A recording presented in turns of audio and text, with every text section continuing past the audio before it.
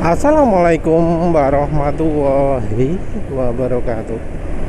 Jadi orang-orang ini kan sekarang begitu lepas dari Honda, terus jadinya pengen belinya Yamaha ya. Nah tetap ya harus hati-hati karena ya yang motor Yamaha pun ada beberapa kelemahan yang perlu diperhatikan. Jadi kalau belum pernah punya motor Yamaha mungkin ya bisa kaget ya.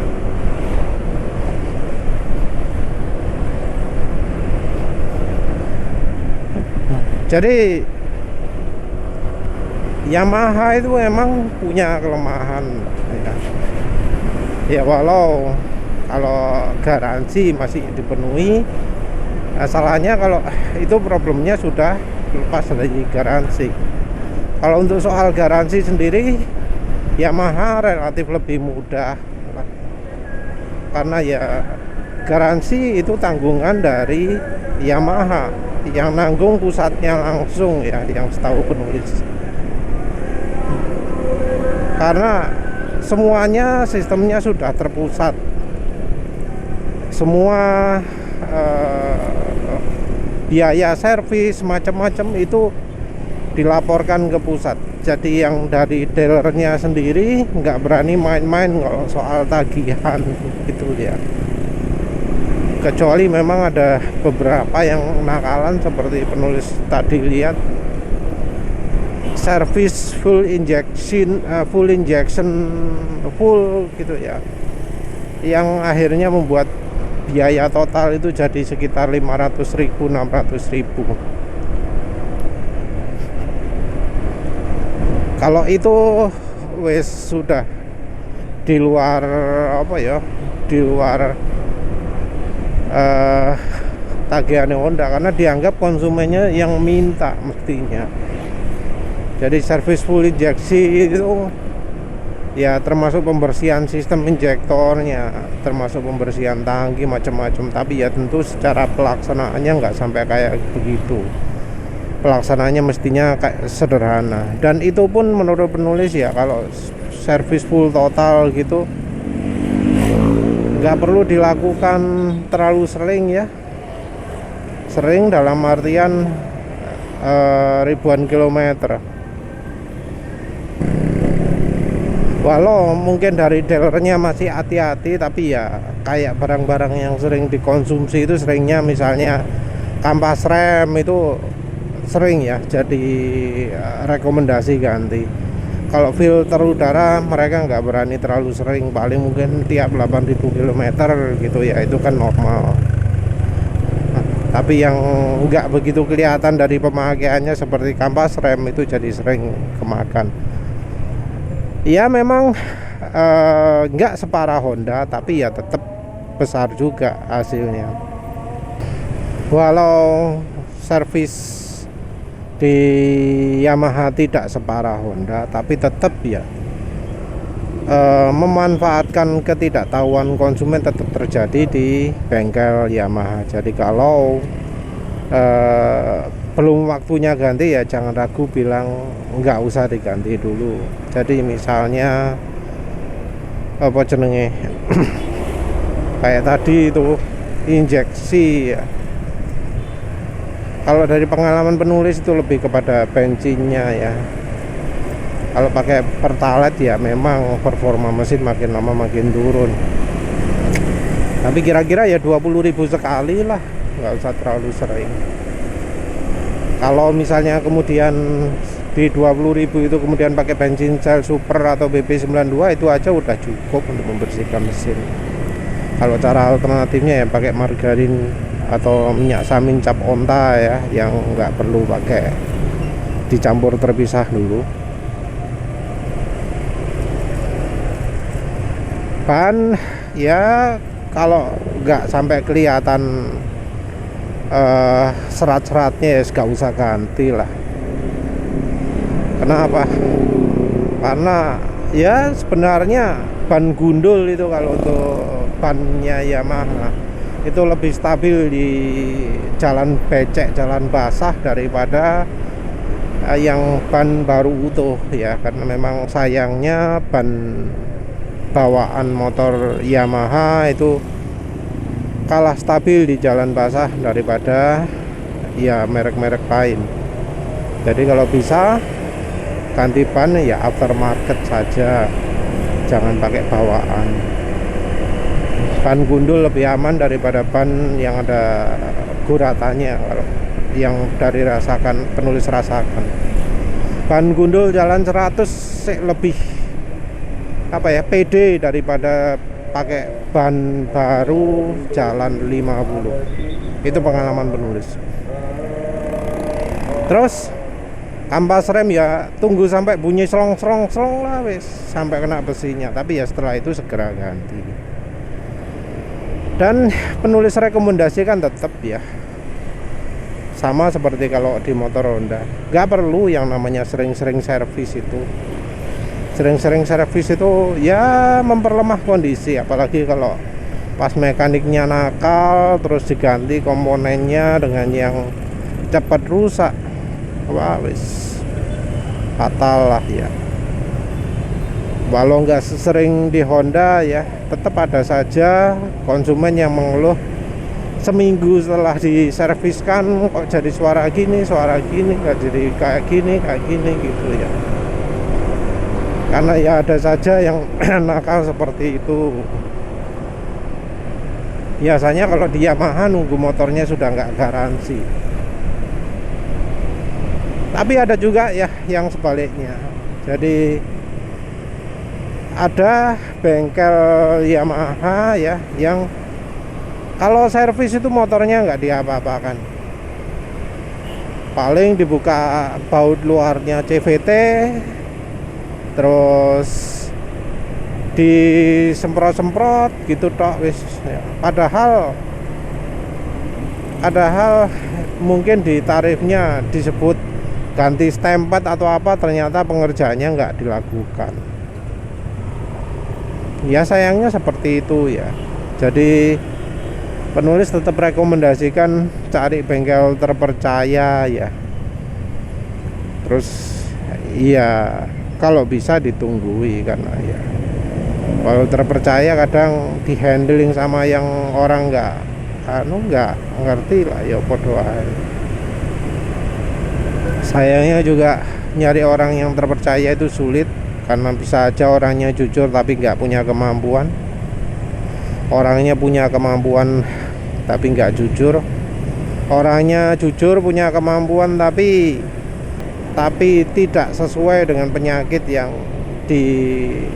terjadi pada motornya gitu ya. Repot lah ya. Kadang juga ada mekanik yang ya sebenarnya salah diagnosa tapi ngeyel.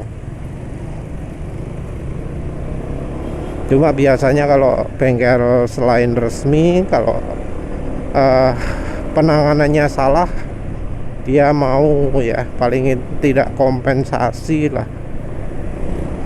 Kalau salah diagnosa seringnya mengakui lah, daripada yang bengkel resmi. Kalau bengkel resmi ganti part ternyata nggak sembuh, biasanya ya tetap jadi tanggungan konsumen. Dari mekaniknya sendiri nggak mau nanggung akibat kesalahan diagnosa gitu ya. Jadi servis terlalu rajin itu nggak bagus ya. Servis itu seperlunya ketika memang betul-betul diperlukan. Terus balik lagi lah, kelemahan motor Yamaha yang berikutnya itu nggak beda dari kelemahannya motor Honda. Dari oli mesin dan oli transmisi. Kalau oli suspensi sama oli gardan, oli mesin itu masih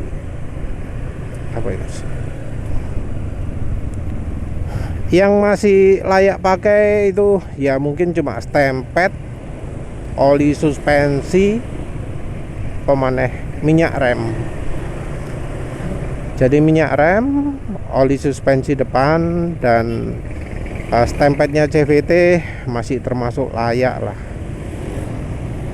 Yang nggak layak itu adalah dari kulannya, karena memang ya seperti biasa pabrikan Jepang itu memaksakan rasio 50-50. Jadi kadang untuk daerah yang panas sekali bisa kena overheat motor-motor yang pakai radiator. Jadi kalau sampai mengalami overheat itu salah kulannya.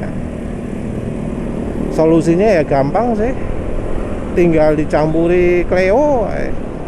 Punya penulis kan sampai F ya, tak bei sampai ketutupnya gitu aja wis. Mesin nggak pernah penulis ngerasakan atau melihat ciri overheat. Kalau pakainya siang-siang, pakainya kebut-kebutan, nggak pernah ya. Kalau oli sudah jelas lah, oli Yamaha itu buatannya dari bermacam pabrikan sih. Ada Eneos, Idemitsu. Eneos itu Nippon Oil ya. Idemitsu kalau nggak salah juga ada yang Shell. Entah apakah ada yang Pertamina juga.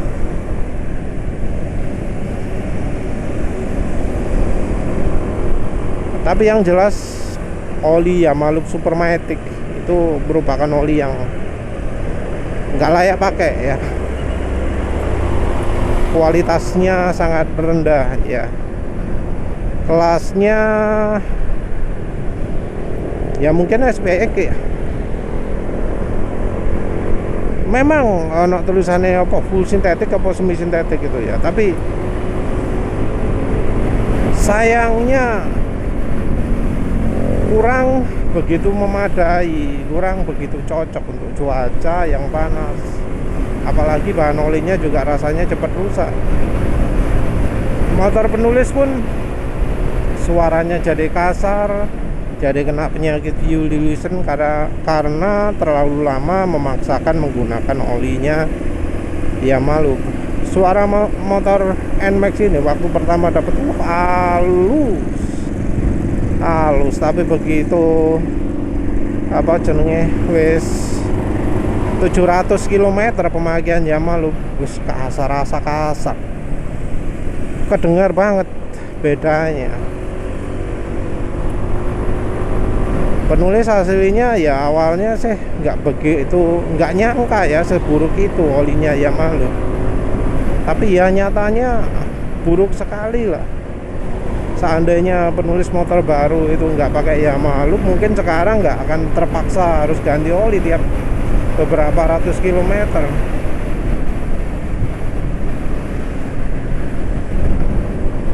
Sayangnya nego untuk ganti silinder NPP nya masih nggak tembus ya. Padahal ya mungkin total sama bongkar dan ganti olinya mungkin total habis 600.000 ya.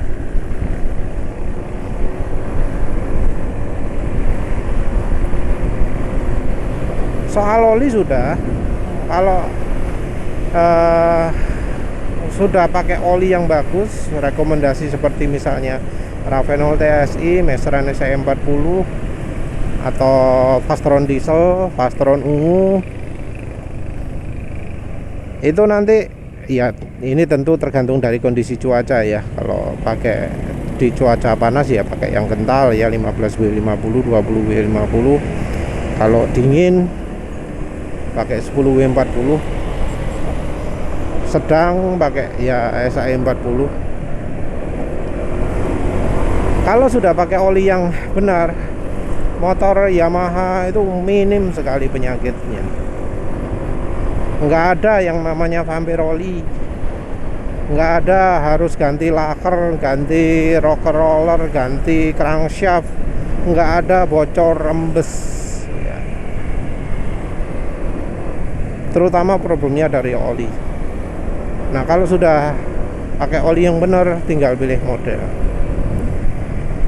Motor Yamaha itu terkenal boros baterai ya, sebenarnya Honda juga, tapi di Yamaha ada yang bikin lebih parah, yaitu di bagian connected, teknologi connected. Makin parah lagi kalau modelnya pakai Smart Key. Jadi smart key itu pasti akan makan arus ya, akan nyedot arus.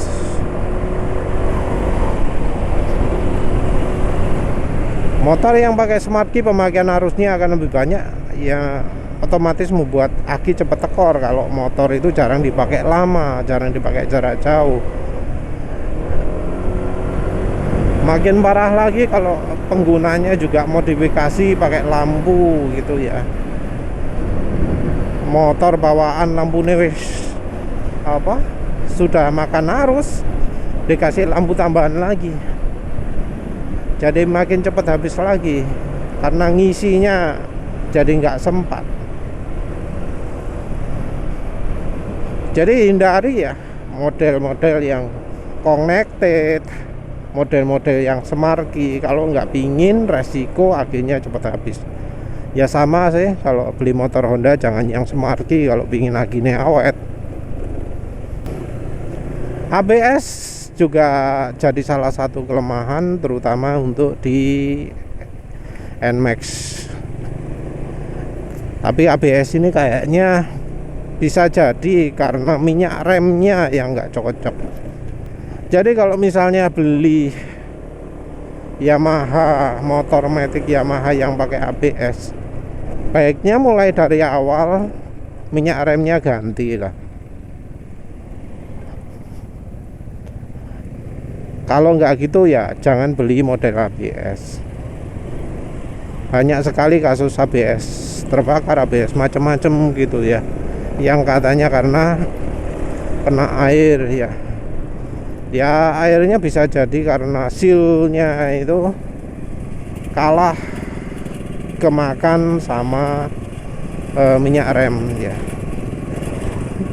Anehnya kalau bukan ABS, motor Yamaha itu jarang sekali remnya nggak pas, nggak pakem gitu ya, kecuali kalau misalnya salah instalasi sehingga melembung macam-macam, nah itu beda lagi. Tapi kalau apa normal ya pakem terus ya. Yang biasanya bikin nggak pakem itu kalau salah pilih kampas rem. Jadi misalnya kampas rem bawaan NMAX ini ya lumayan pakem, tapi begitu diganti punya Fiction jadi nggak begitu pakem. Diganti merek Federal, wah jadi pakem banget.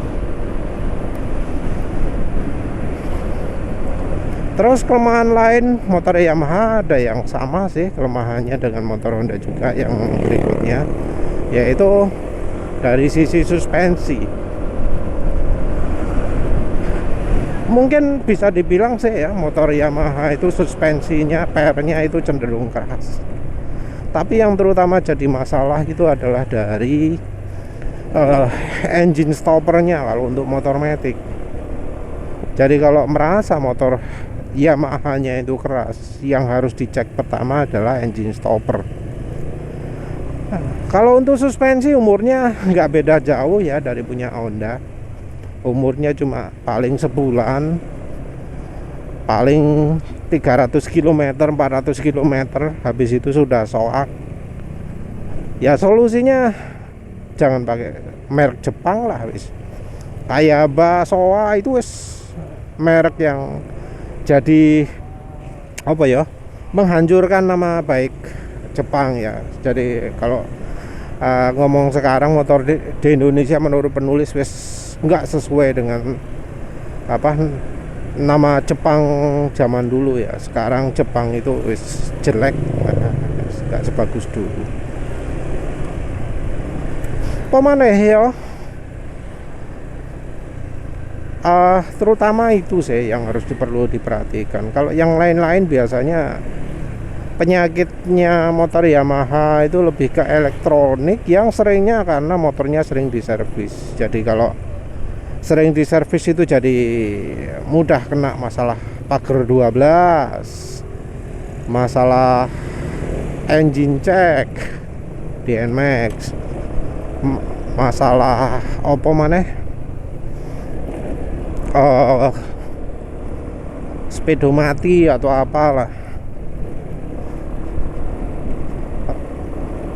Jadi masalah itu ya, kalau masalah di motor Yamaha itu terutama karena keseringan di servis atau dari olinya. Kalau untuk model ABS minyak rem seringnya begitu ya.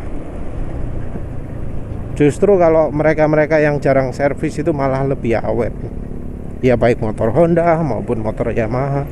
Cuma di motor Honda yang akhir-akhir ini sama Honda sengaja dibuat jauh lebih mudah rusak ya. Jadi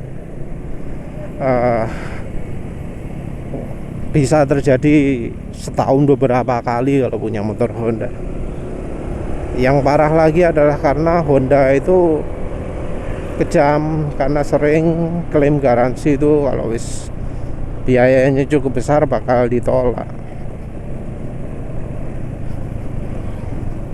Kalau Yamaha sekarang, masa-masa sekarang ini mestinya klaim garansi nggak berani ya, dipersulit. Nanti kalau sudah jadi kasus ya makin dijauhi juga merek-merek Jepang ya.